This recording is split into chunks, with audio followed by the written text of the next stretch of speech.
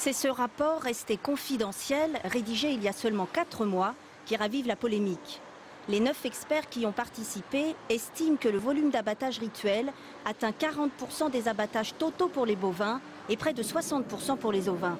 Soit au total 51% des animaux en France qui seraient abattus rituellement, c'est-à-dire sans anesthésie. Un chiffre presque 4 fois supérieur à celui fourni par le ministre de l'Agriculture. Le chiffre exact, c'est 14%. Cette bataille de chiffres concerne les viandes halal et cachères. Pour être conforme aux principes de l'islam et du judaïsme, les animaux doivent être égorgés en corps conscient, alors que dans l'abattage conventionnel, l'animal doit être étourdi. Ce rapport s'interroge sur les souffrances animales. Sont-elles plus importantes en cas d'abattage rituel? Plusieurs thèses s'affrontent. Pour les défenseurs des animaux, ça ne fait aucun doute. Il ressent la douleur au moment de l'égorgement et il ressent également la douleur beaucoup plus intense qui suit l'égorgement, c'est l'agonie post-égorgement. Et selon le rapport de l'INRA rendu public en décembre 2009, cette agonie peut durer chez les bovins jusqu'à 14 minutes. L'ampleur des chiffres révélés par ce rapport pose d'autres problèmes. Les experts se demandent si l'abattage rituel n'entraîne pas des risques sanitaires, notamment des risques de contamination par des bactéries comme Escherichia coli. Mais là encore, les avis divergent. Se pose enfin la question du manque d'information. Manger de la viande halal ou cachère sans être informé peut être perçu comme une atteinte à la laïcité. Bonsoir Guillaume Darey, vous êtes en direct au ministère de l'Agriculture. Le ministre Bruno Le Maire a-t-il réagi à la publication de ce rapport par Le Point ?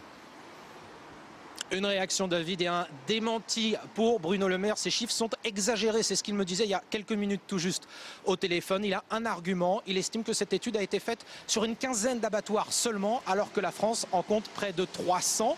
Il maintient donc ces chiffres. Pour Bruno Le Maire, c'est 14% des animaux qui sont abattus de façon rituelle en France. Ce rapport est-il été enterré? Je lui ai posé la question, il me dit que non, qu'il a travaillé dessus, même si c'est effectivement très sensible. Pas sûr qu'il y avait besoin de faire de la publicité autour de ce rapport, me disait le ministre de l'Agriculture.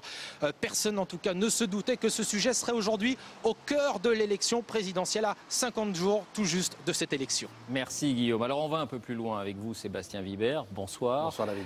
D'abord, pourquoi ce rapport, même si on voit qu'il est nuancé là ce soir, suscite-t-il autant d'embarras? Un petit peu d'embarras parce qu'il jette une lumière très crue sur les conditions d'abattage des animaux. On le voit, il y a du stress, de la souffrance, de la violence animale dénoncée par les associations, on l'a vu. Il y a aussi les considérations sanitaires, on l'a vu dans le reportage. Et puis il y a une dimension politique. C'est vrai que ce qui était l'exception, l'abattage rituel, est devenu petit à petit, à en croire ce rapport, la norme, sans que les consommateurs soient vraiment au courant dans un pays laïque et sans que la puissance publique ne s'en explique réellement, même si le ministre conteste les chiffres de son propre rapport. Mais justement, sur le fond, comment expliquer que 50% des animaux, si les spécialistes qui ont rédigé ce rapport sont sûrs de leur fait, 50% des animaux donc soient aujourd'hui abattus selon ce mode rituel? Eh bien David, pour une raison assez simple. Une raison de rentabilité et d'argent, parce que dans le processus d'abattage des animaux, si vous sautez une étape, celui de l'étourdissement des animaux, eh bien vous allez plus vite, vous abattez plus de bêtes, vous êtes plus rentable dans un secteur qui est très tendu, très concurrentiel.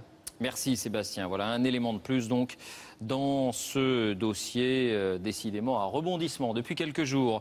Et puis à noter que François Fillon recevait tout à l'heure le président du consistoire, Joël Mergui, et le grand rabbin Gilles Bernheim, après ses propos sur l'archaïsme en quelque sorte des abattages rituels, propos qui avaient suscité l'incompréhension. L'incident est clos, ont déclaré les deux hommes. L'abattage ne sera pas remis en péril, disent-ils. Ils ont ensuite été reçus par François Hollande. François Hollande qui sera notre invité donc dans quelques instants. Demain, ce sont les représentants de la communauté musulmane qui rencontreront François Fillon, image signée Alexandre Moncaillot.